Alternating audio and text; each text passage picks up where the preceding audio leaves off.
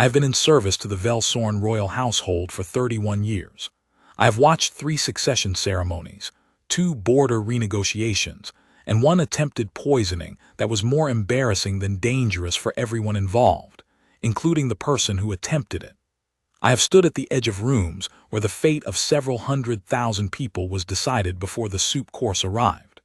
I have held cloaks and folded documents and pretended not to hear things that I heard perfectly well. I have traveled on vessels that should not have been certified for outer margin transit and eaten pressed grain in 17 varieties, and slept on station benches that were designed, insofar as they were designed for anything, to discourage sleep. In 31 years, I have never written anything in my personal record that was not a logistical notation. Station names, transit schedules, the fuel cost differential between approved compact carriers on the outer margin routes, practical things that a senior traveling attendant is supposed to think about. I am writing this down because it is the most important thing I have witnessed, and I am old enough now to know that important things should be recorded somewhere other than the inside of one's head, where they are subject to erosion and reinterpretation, and the slow revision that memory performs on events when no one is watching. So the record. I should note before the record begins that I have read it over twice, and I am satisfied with its accuracy. I have tried to write it the way he kept his parallel log, noting what was there, not what I expected to find. The difference between those two things is, I think, the point. It began with a pressure seal. Thresholveth 7 is not a station anyone chooses to stop at. It sits at the edge of the outer margin transit corridor, 3 hours past the last fuel depot with a functioning secondary grid, and it exists primarily because someone in the Compact Infrastructure Commission decided 40 years ago that the void between Kethsorn and the Velorveth boundary line was too long to leave without a waypoint. The station is functional. It is not comfortable. The overhead panels cycle at a frequency that makes your eyes itch after the first hour, and the common serves 2 varieties of pressed grain in rotation, warm and not warm, and the transit office is staffed by a single coordinator who manages this with the focused efficiency of someone who has learned that efficiency is the only way to make the workload possible. We were stopping for fuel only. 6 hours, the transit manifest said. We would be back aboard and past the boundary before any flag went up on the diplomatic roster. The princess was traveling as Keith Ravel, Junior Cultural Liaison, which is a designation she finds amusing because she has no patience for cultural liaison work, and everyone in the sovereignty knows it. But the incognito transit documents were properly filed. The transit authority at Thresholveth 7 had no reason to look past the designation on a 6-hour fuel stop, and the Velsorn succession register is not the kind of document that outer margin station coordinators consult when they are processing transit vouchers. It was a good plan. It was, in fact, an excellent plan right up until Transit Corridor 4's pressure seal failed. The seals on that corridor had been tagged for inspection in the station maintenance log. I learned this afterward, going through the records with the kind of focused attention that comes from having watched someone you are responsible for go down hard on a station floor. The seal had been flagged 2 weeks prior. The flag had been acknowledged in the maintenance system. The replacement had been assigned to a work order. The work order had not been completed because the Thresholveth 7 maintenance roster, as I later documented in the formal grievance filed with the Compact Transit Authority, carried 2 names for a facility that required at minimum 6. The seal went at the 47th minute of our 6-hour stop, when the princess was walking toward the fuel authorization office to verify the transit voucher, because the automated confirmation had produced an error flag, and she did not trust error flags to resolve themselves. The corridor pressure dropped fast, the floor-level retention panel buckled outward along its weakest seam, and Keith Ravel, Junior Cultural Liaison, went down sideways across the buckled edge with her full weight on her left leg. I was 3 meters behind her. I heard the sound, a compressed metallic groan from the seal housing followed by the impact, and then I saw her on the floor, and the 31 years collapsed into nothing and I was moving before I had decided to move. There was already someone else moving faster. He came out of a doorway to the left of the corridor. A plain door, unmarked except for the compact medical emblem, faded to the point where it was more memory than sign. I had noted it when we entered the corridor, the way I note all doorways, and filed it as background information. Medium height. Late 40s, I thought initially, though I revised that estimate upward in the following days. There were lines on his face that suggested a decade of outdoor postings and possibly a disposition that did not avoid difficult ones. Dark hair going gray at the temples, a jaw that had seen some weather. He was carrying a transit med kit, the way someone carries something they have picked up and put down so many thousands of times that the motion has become part of the arm. He said, "Hold still, don't try to stand." Not to me, to her. The princess was already pushing herself upright. She is not someone who stays on floors. She has spent her entire life in an environment where showing physical vulnerability to strangers is a calculation with immediate political consequence, and the calculation had begun. I could see it in the set of her jaw, the way her hands were finding the wall. In a court context, being seen on the floor is a negotiable position at best. Her instincts had 29 years of experience behind them. I said, "Hold still." He was already crouching beside her, medkit open. "That edge caught you at an angle. If you stand on it before I check the joint alignment, you're going to do more damage." She looked at him. I know that look.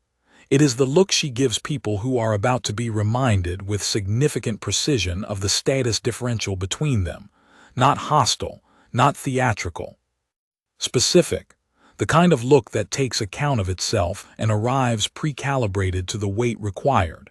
It is not a comfortable look to receive. He did not appear to notice it. He was looking at her leg.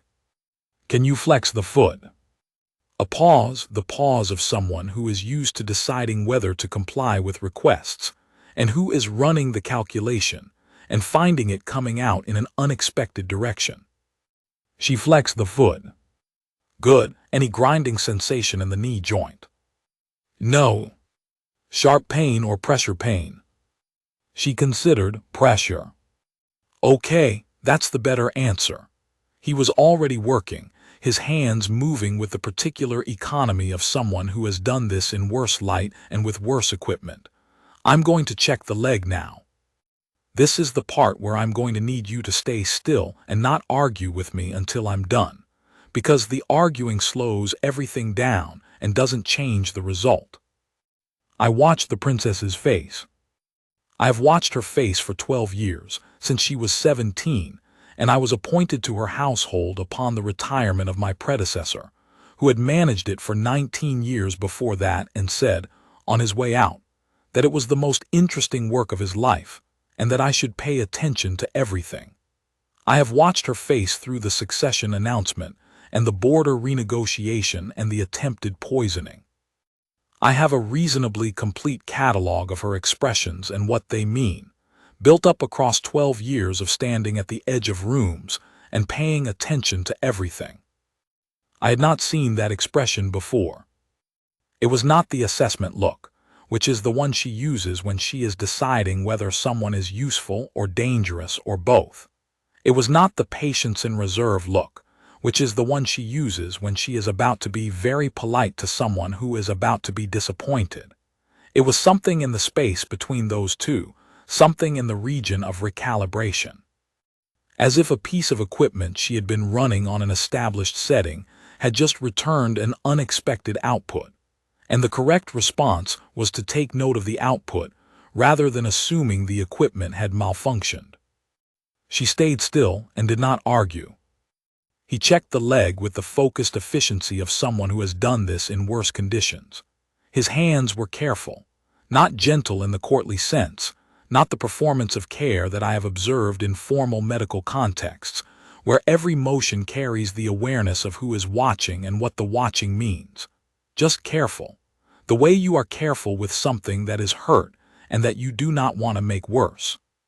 He noted the laceration along the outer calf, the beginning bruising along the knee joint, the intact joint response when he tested the range of motion.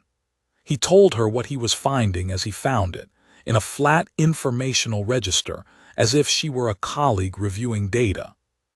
Laceration is about 4 centimeters along the outer calf clean edge, no debris visible, but I'll irrigate to be sure. The bruising is going to be significant.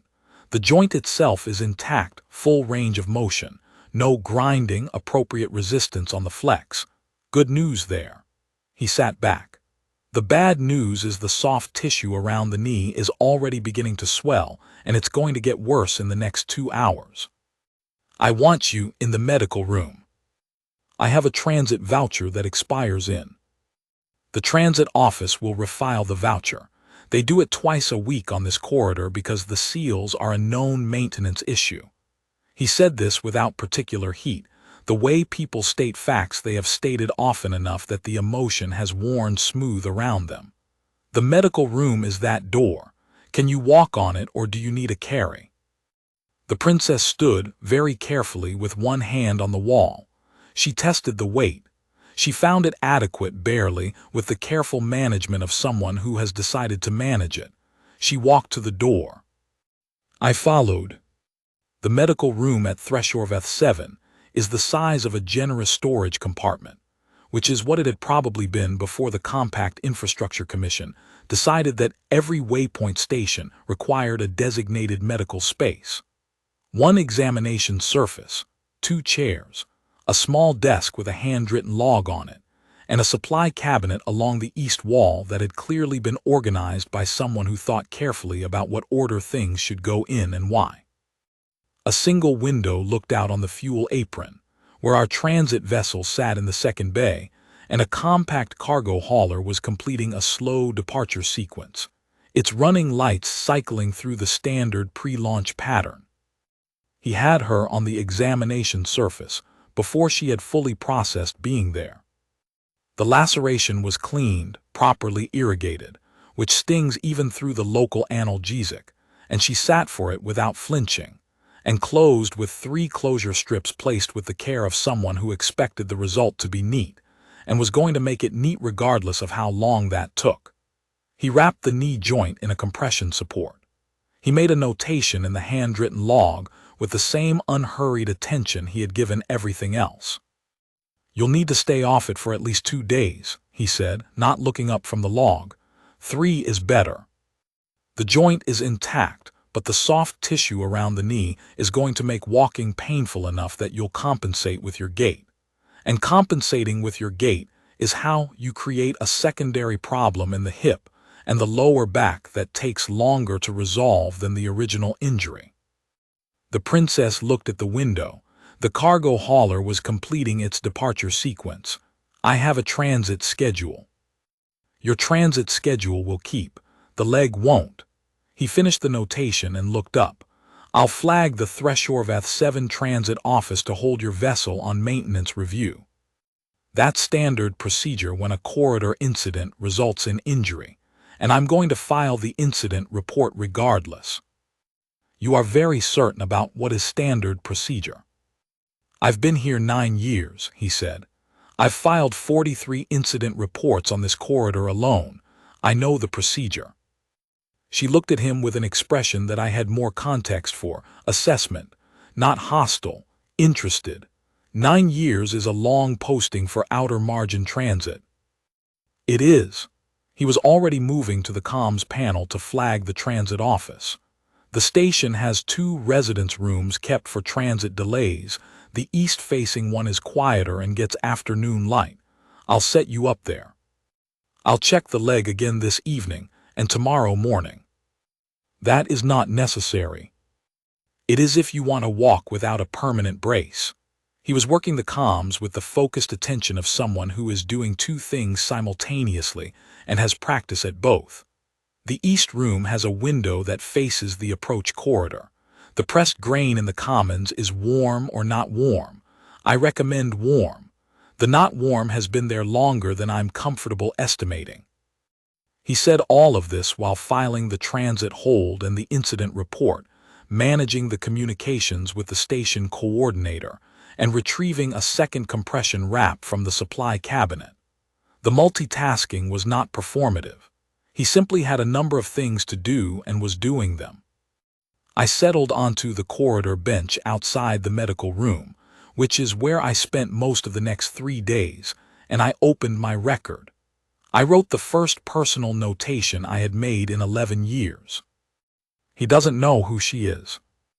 I was almost certain of it by that evening. By the morning of the second day, I was completely certain. It is not that Dale Caron was rude. He was not rude.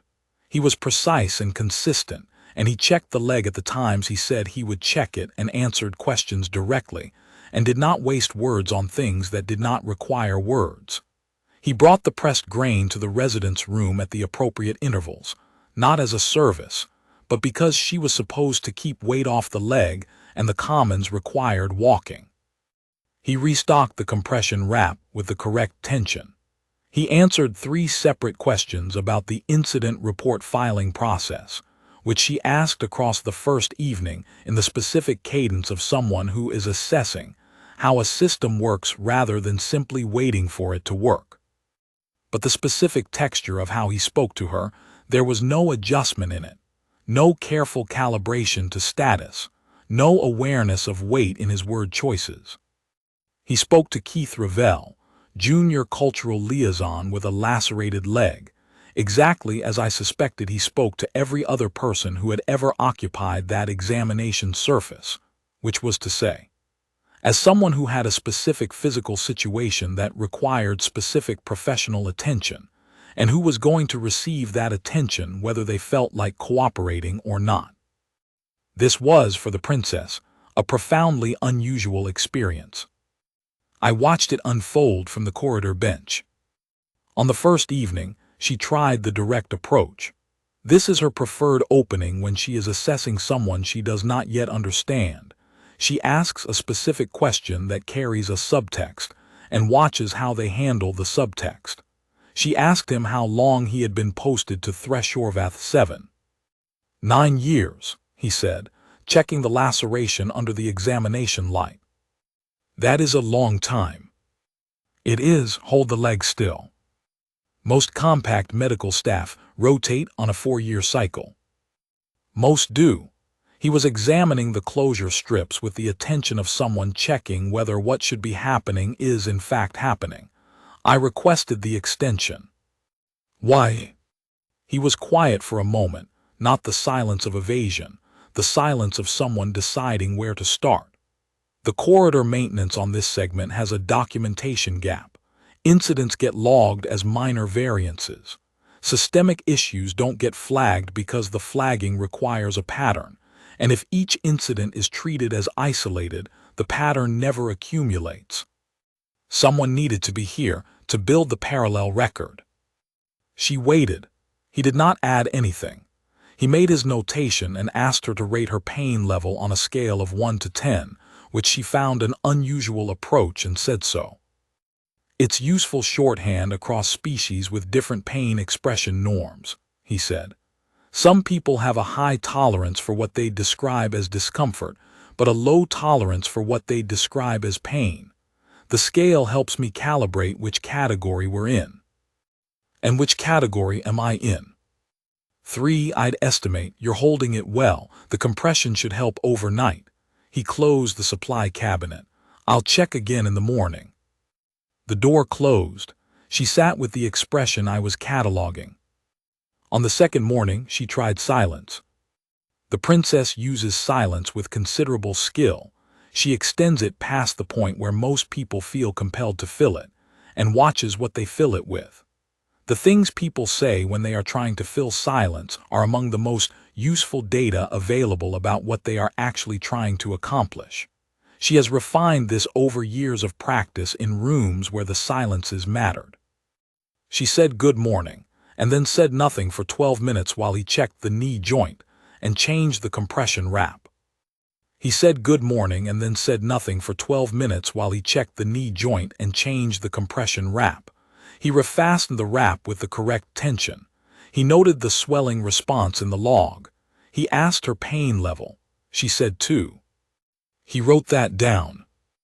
I sat on the corridor bench and looked at the overhead panel above the door and felt something I could not immediately identify.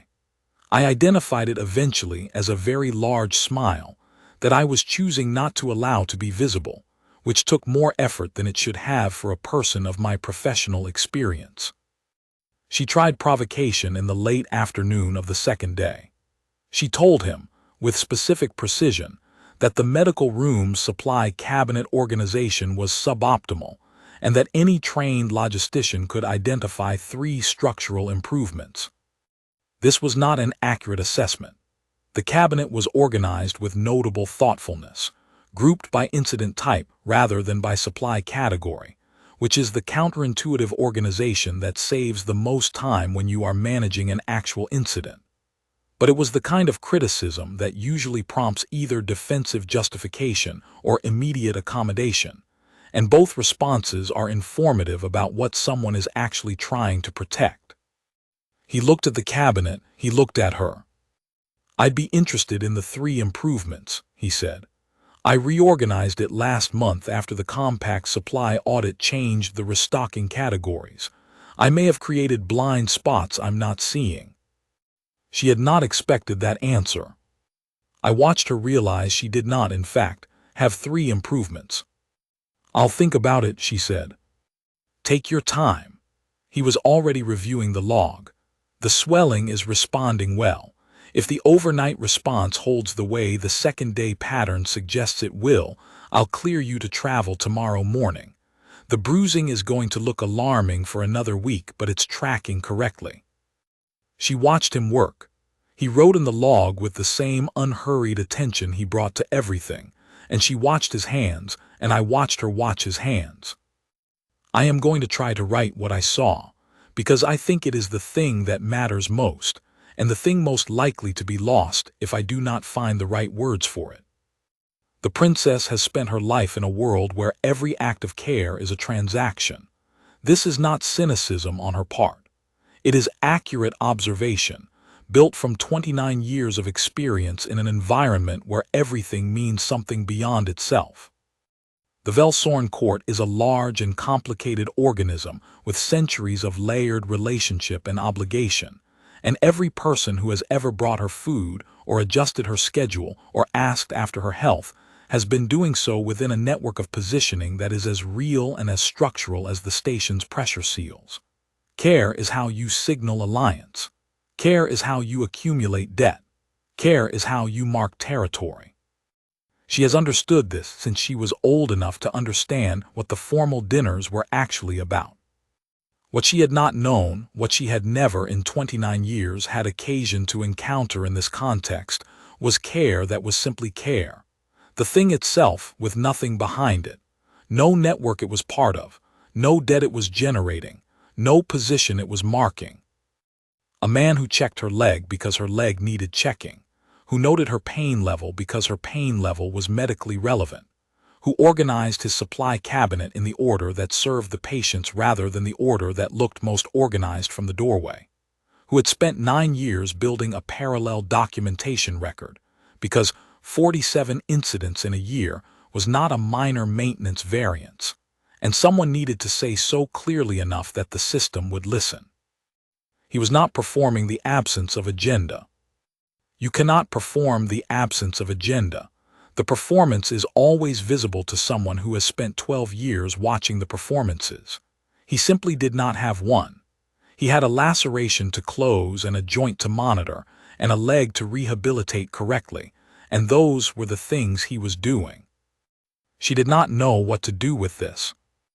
I watched her try, through the afternoon of the second day and into the evening, to find the angle, the thing that would make it legible, the subtext that was operating below the surface of his flat informational register.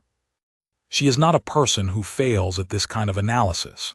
She is, if anything, too good at it, the kind of skill that becomes so reflexive in a court environment that you apply it to everything and everyone, to every word said to you, and you forget that some words are just words, and some people are just doing what they said they were doing. By the second evening she had found nothing. There was nothing to find. There was a moment, in the late second afternoon, when I thought she had decided to simply ask him directly. She had that quality about her that I recognize, the stillness that precedes a decision to move. She sat at the window of the residence room, the light from the fuel apron coming in at the low angle it takes on the outer margin when the primary source is behind the station's transit lane shadow, and she looked at the maintenance log she had borrowed from the medical room table.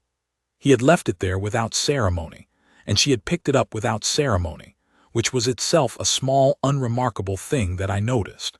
She read it for 45 minutes, not the way you read something to find its weaknesses.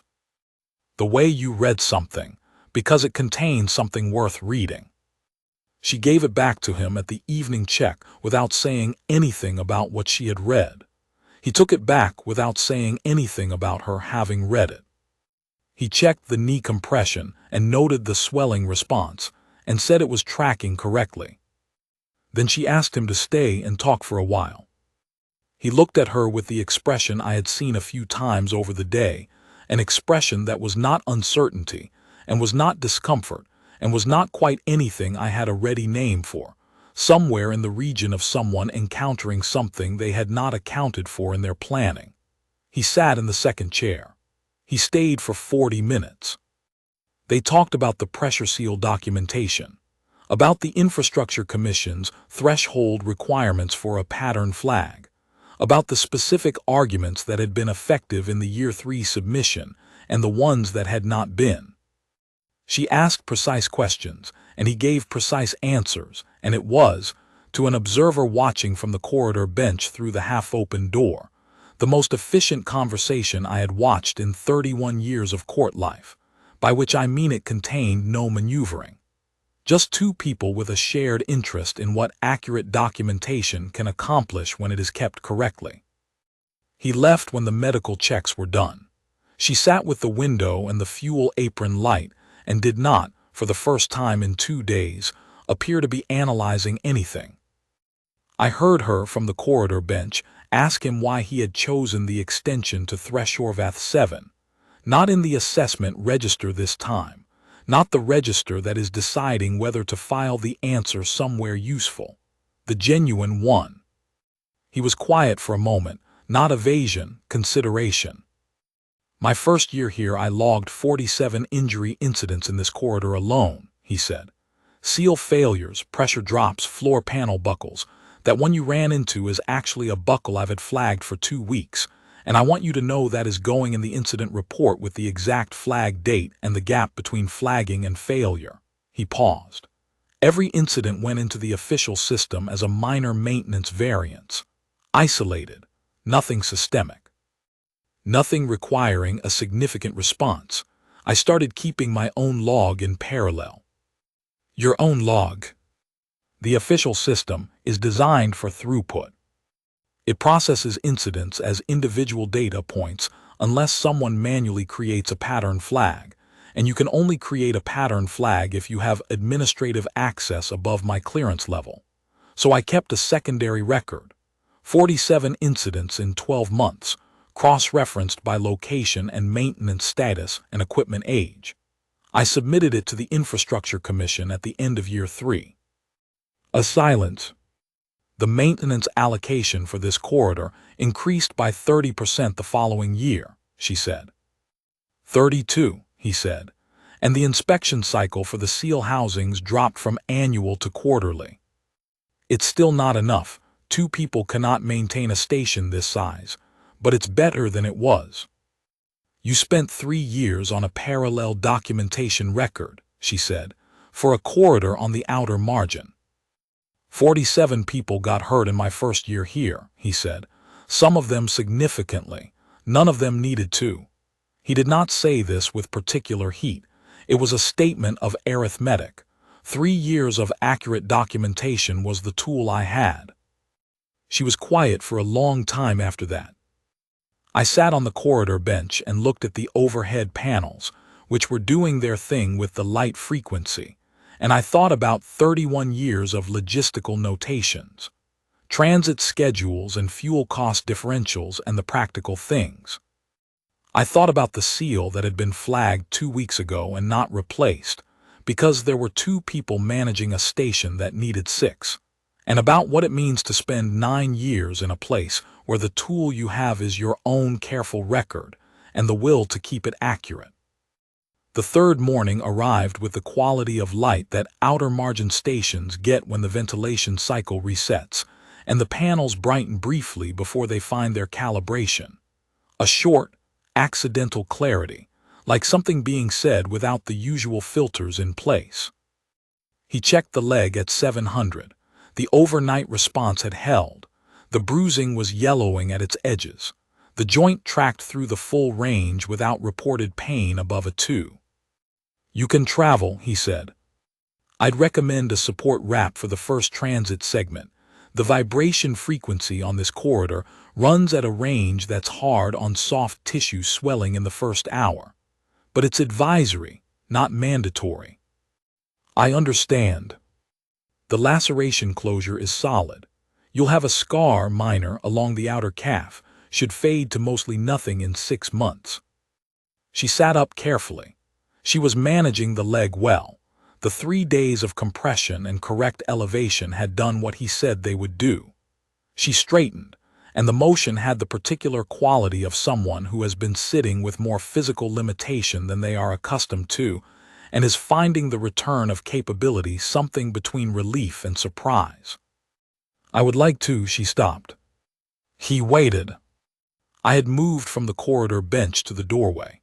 I do not know precisely when I had done this. Something in the register of the room had shifted overnight, and I was paying attention to it the way I pay attention to things that I understand are important before I understand why they are important. She started again. "I would like to offer a formal acknowledgement of." She stopped again. This was not a hesitation I had a category for. She is not someone who hesitates at formal acknowledgments. She has delivered hundreds of them, in courts and chambers and diplomatic reception halls, with the precise weight distribution that the Velsorn court trains into its members from early adolescence. She knows exactly how gratitude performs. She knows where the emphasis goes, and what register the voice takes, and how to make the recipient feel that the acknowledgement is genuine while preserving the appropriate distance between gratitude and obligation. The problem, I understood, watching her face work through something in the region of the expression I still did not have a name for, was that she did not want to perform it. She wanted to mean it. And she was confronting, for the first time in a long time, the question of what meaning it actually looks like when you remove the performance. What is left? Whether there is something left, or whether the performance and the meaning have become so thoroughly the same thing that the removal leaves only the absence. She looked at him. "Thank you," she said. Just that. No weight distribution. No appropriate distance. 2 words in the voice she uses when she is not deciding how to sound. He nodded. "Of course." And then in the same flat informational register, without any apparent awareness of what had just happened. "Do you need a walking brace for the transit? I have one that adjusts for your joint profile. You can return it on your next pass through this corridor. Or not, they're inexpensive enough that it's not a significant loss either way." She looked at him. Then she laughed. I know all of the princess's laughs. I have catalogued them over 12 years. There is the court laugh, which is a precise and modulated sound that signals amusement without committing to it, and which she deploys with considerable skill in environments where full commitment would be politically imprecise. There is the private laugh that I have heard approximately 14 times in 12 years, always in private, always when something has surprised her thoroughly enough that the court register fails to intercept it before it escapes. This was the second kind. It was not a long laugh. A short sound surprised out of her, and it surprised her as much as it surprised him. I could see that clearly from the doorway. She put one hand up to her face the way people do when something has come out of them that they hadn't fully authorized, and then she lowered it and looked at him, and for a moment her face was simply her face. Not the princess's face.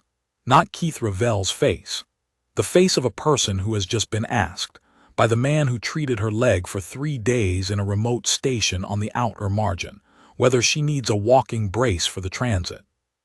He was watching her, not with alarm, not with the particular frozen quality that people develop when they have done something they were not expecting to do and are waiting to learn whether it was appropriate.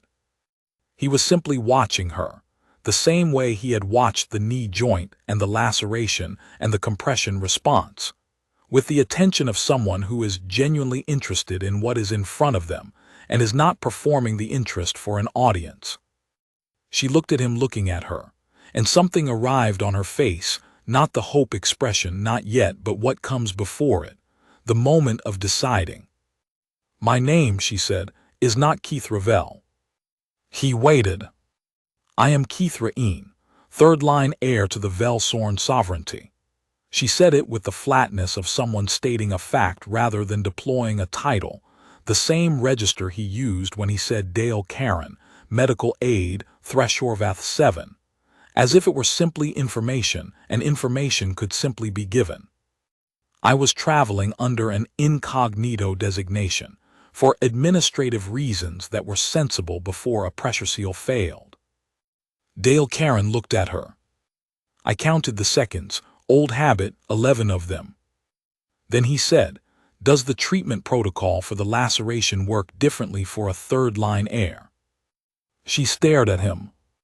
"I'm asking," he said, with the same flat informational register I had been listening to for 3 days. "Because if there's a species-specific or status-specific medical consideration I should have accounted for and didn't, I need to know that. For the incident report." "No," she said slowly. "The treatment was—" She stopped. Something on her face shifted. "The treatment was correct." "Good."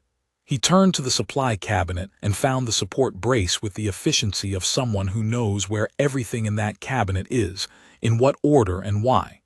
Then the offer stands. The joint is sound, but the advisory holds transit vibration in the first hour. Lateral support is better than the wrap alone. She watched him check the brace's adjustment range. His hands were precise and methodical, the same hands that had managed the laceration and the compression wrap across 3 days, and she watched them with the expression that I was still building a name for. Then she noticed something. She was very good at noticing things. The hands that had been so steady for 3 days of medical work were not quite as steady as they had been. Not a significant thing, not a tremor, a small difference in the quality of the motion, the kind of difference that is invisible unless you have been watching someone's hands for 3 days and have calibrated to their normal steadiness and are now registering a deviation from it. She noticed. I know she noticed because her eyes went to his hands and then back to his face, and the expression arrived at something I was finally able to name. It was hope, not the hope of someone who has been given a reason to hope, the hope of someone who has just received information they had not expected to receive and are not yet certain what to do with, but who are finding the information very significant. She took the brace from him and adjusted it herself, following the tension setting he gave her. She tested the support. She stood with it, weight distributed correctly, and the compensation gait that had been developing was already corrected. "I will return the brace," she said, "when I pass through this corridor again." "You don't have to." "I know." She looked at the window, where the fuel apron was empty now except for their vessel. "I will anyway." He nodded. He was writing in the log. The incident report is filed. The seal failure is documented as primary cause, with the maintenance flag date and the gap to failure both noted specifically. Your name in the report is Keith Ravel, transit delay, injury minor to moderate, fully resolved. She looked at the side of his face while he wrote. "You don't need to maintain the incognito designation," she said. "The administrative basis for it is no longer relevant. The designation on your transit document at time of incident was Keith Revell. He did not look up from the log. I document what was accurate at the time of the incident. What was accurate at the time was the name on the document. A silence. That is a very precise interpretation, she said. It's the correct one. He closed the log and looked at her. The maintenance flag gap is going to matter when this goes to the Transit Authority review. Having the documentation tight from this end is what makes the review produce a useful result rather than a finding of unforeseeable equipment failure. You are thinking about the review. I'm always thinking about the review, he said. That's the work. She stood straight. In the doorway, I moved back slightly, which was both professional habit and something else that I am not certain I can account for clearly. She was the princess again, the carriage, the stillness, the quality of presence that is not learned and cannot be performed. But she was looking at him with the expression that I now had a name for, and the name was simpler than I had expected. Dale Caron, she said. He looked up. The 3 improvements to the supply cabinet organization. A pause, brief. In it, something I recognized, the specific texture of a person choosing to be honest when they could choose otherwise. I will think of them. I will think of them carefully, and I will bring them back. He looked at her for a moment. Then the lines at the corners of his eyes deepened.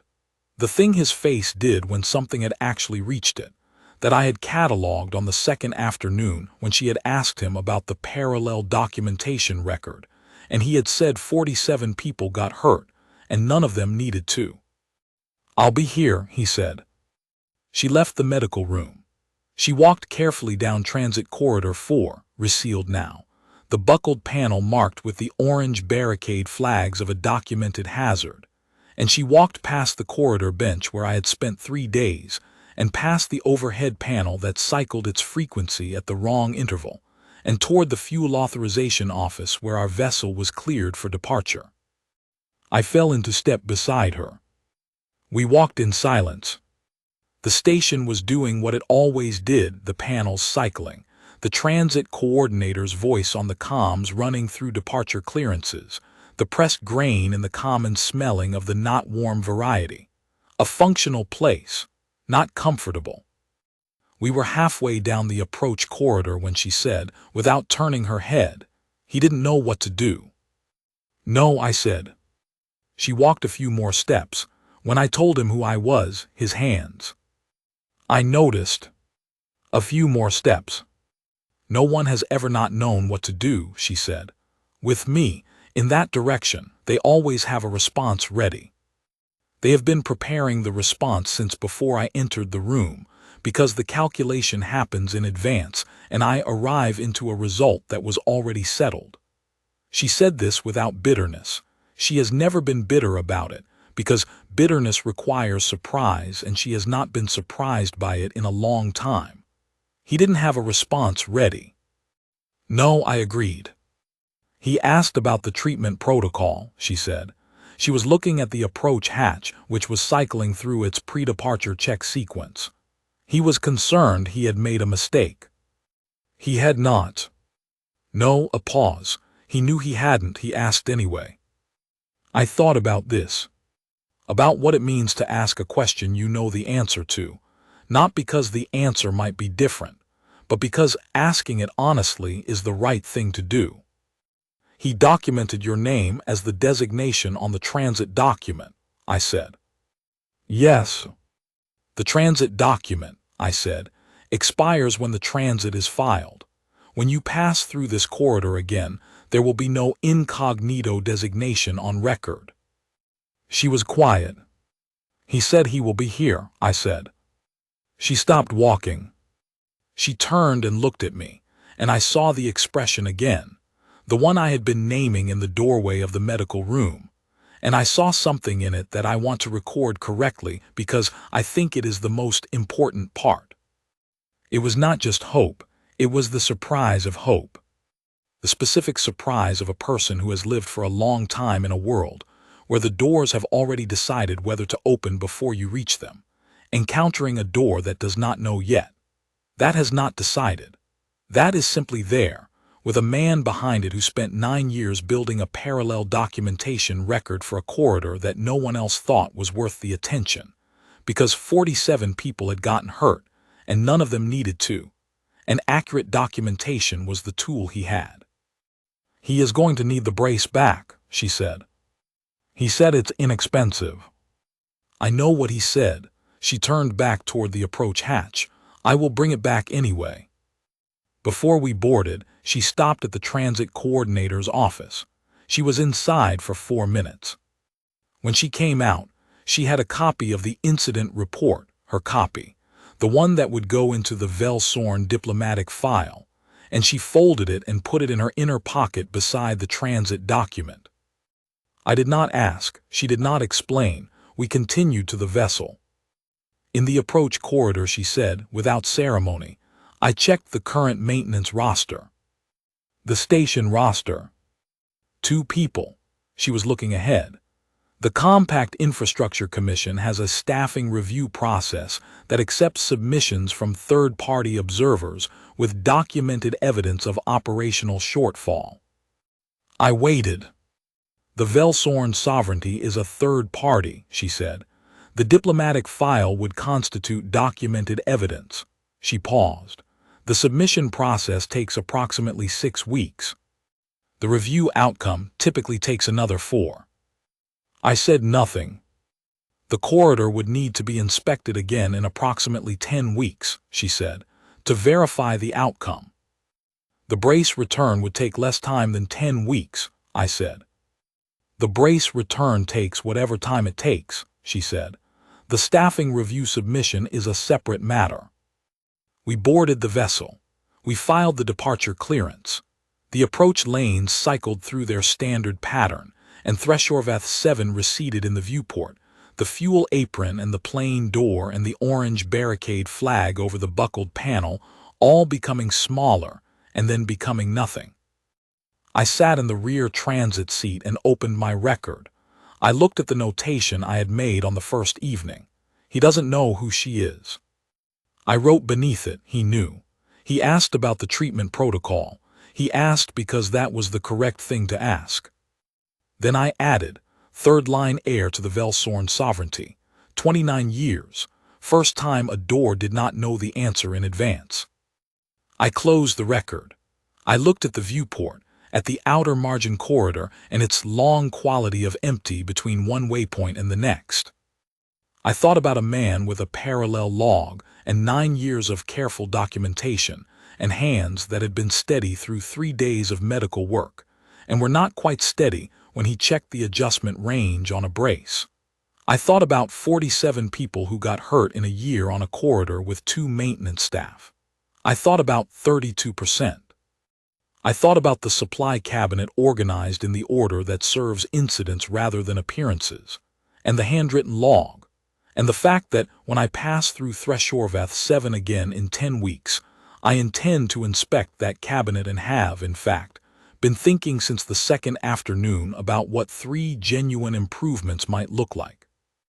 I thought about the princess's face in the doorway of the medical room, and the short surprised sound, and the 2 words she had said without weight distribution or appropriate distance. I wrote one more thing. He is going to need to learn how to use a walking brace. That seemed, on reflection, like exactly the right reason to come back. I noted that it seemed like the kind of thing worth keeping.